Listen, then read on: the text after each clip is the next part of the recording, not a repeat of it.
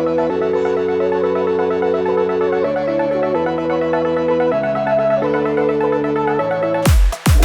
दोस्तों, स्वागत है आपका हमारे चैनल पर। आज हमारे पास एक क्रिकेट मैच का रोमांचक एपिसोड है जहां इंडिया और बांग्लादेश टक्कर ले रहे हैं। तो प्लीज शुरू से लाइक और सब्सक्राइब बटन दबाएं क्योंकि आप एक खास मैच की ओर बढ़ रहे हैं। वैसे तो क्रिकेट में आपने कई खिलाड़ियों को सेलिब्रेशन करते देखा होगा। जब कोई खिलाड़ी सेंचुरी बनाता है या विकेट लेता है तो सभी अलग अलग अंदाज में जश्न मनाते हैं। लेकिन बांग्लादेश एक ऐसी टीम है जो मैदान पर अपने सेलिब्रेशन के लिए काफी बदनाम है।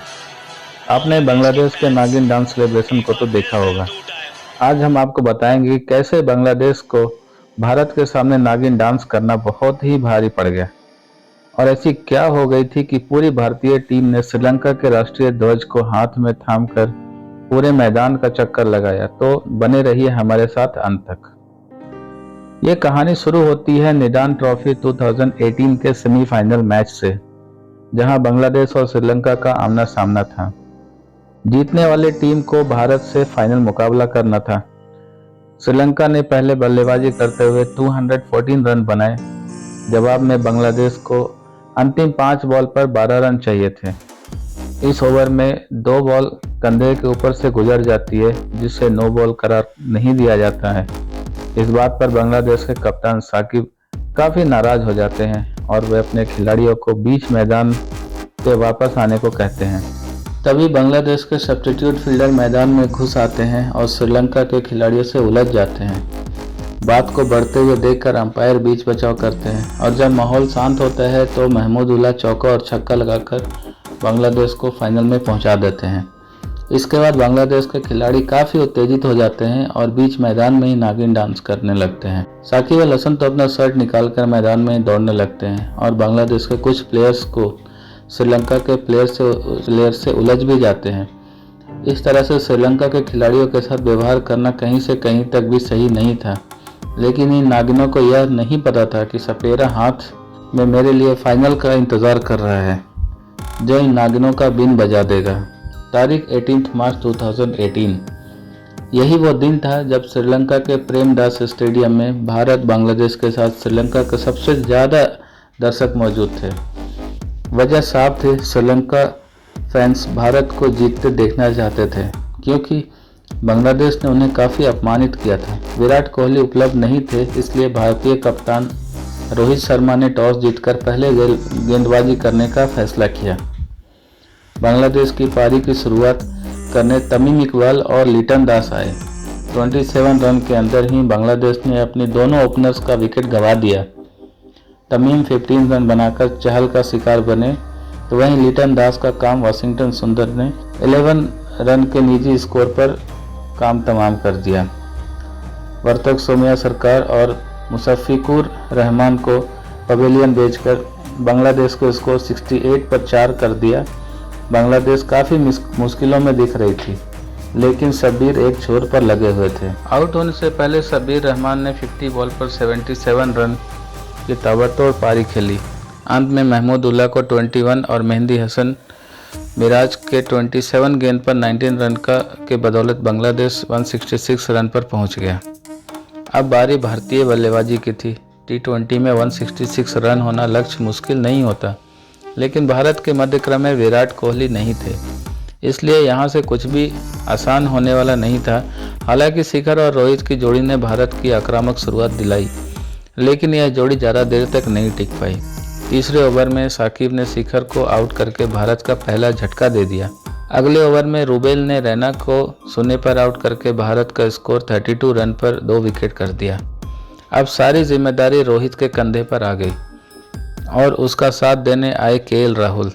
ये आते ही काउंटर अटैक करना शुरू कर दिए ताकि कप्तान के ऊपर से प्रेशर कम कर सके। और अभी राहुल 24 के नीचे स्कोर पर पहुंची ही थी कि रूबेल ने 10वीं ओवर में भारत का तीसरा विकेट झटका।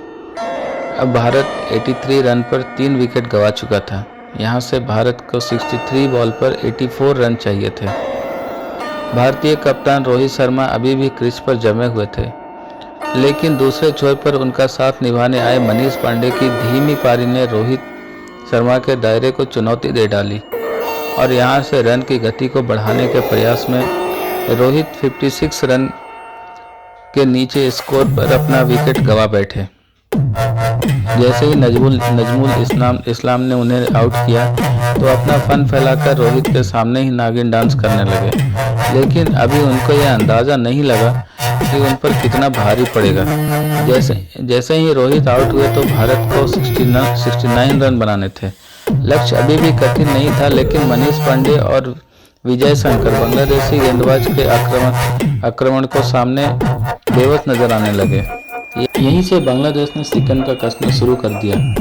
भारत को अंतिम 18 बॉल पर जीत के लिए 34 रन चाहिए थे और 18 ओवर लेकर आए मुस्तफिजुर रहमान। स्ट्राइक लेकर दिनेश कार्तिक ने पहले बल्लेबाजी करने आए विजय शंकर, और उस मैच को विजय शंकर अपने जीवन में कभी नहीं भूल पाएंगे, क्योंकि उस दिन उनके बल्ले से मानो गेंद ने दुश्मनी कर ली थी।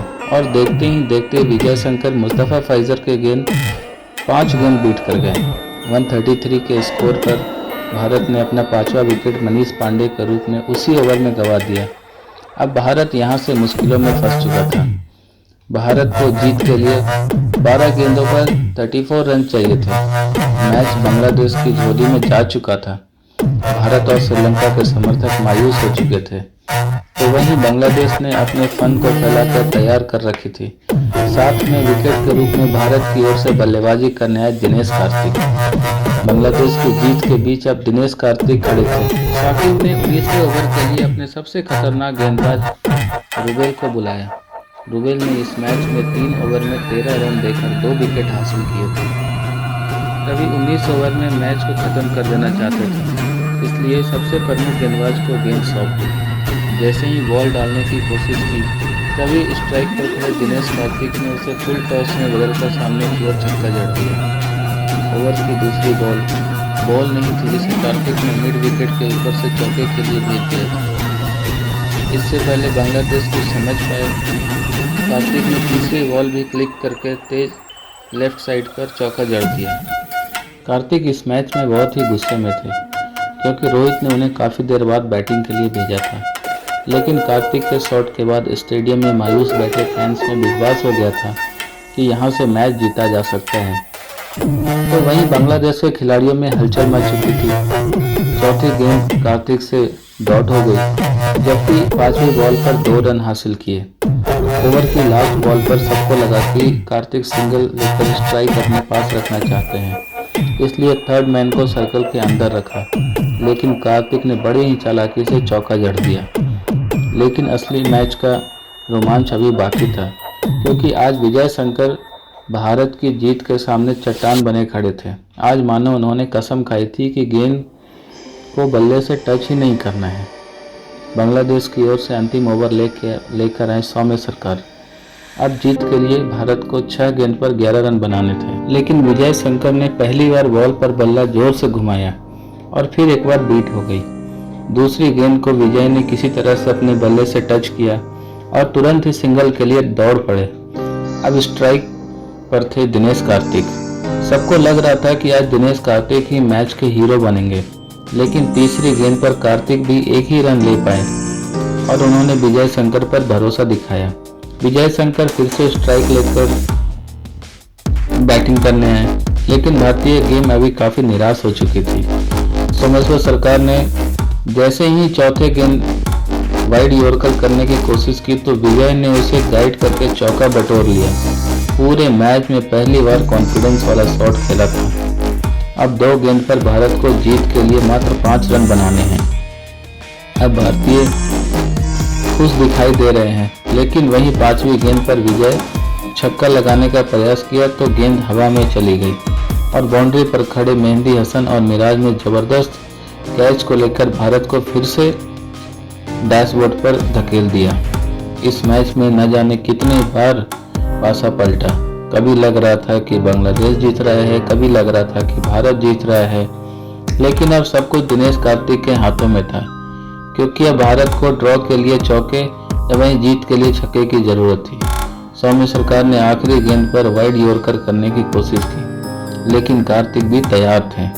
कार्तिक ने इस बॉल को बड़ी खूबसूरती के साथ कवर्स के ऊपर से फ्लैट 6 जड़ दिया। अंतिम बॉल पर कार्तिक ने छक्का लगाकर भारत को एक नामुमकिन जीत दिलाया और इसी जीत के बाद भारत से ज़्यादा श्रीलंका के फैंस खुश दिखाई दे रहे थे। भारत ने नागिन के फन को कुचल डाला था। श्रीलंका के इस बार समर्थन को देखते हुए भारत ने श्रीलंका के राष्ट्रीय ध्वज को पूरे मैदान पर चक्कर लगाया और खेल का भावना का परिचय दिया। इस मैच में सबसे अच्छी बात क्या लगी, आप हमें कमेंट में ज़रूर बताइए। साथ ही वीडियो को लाइक करके और चैनल को सब्सक्राइब कर लें। थैंक यू, धन्यवाद, जय हिंद।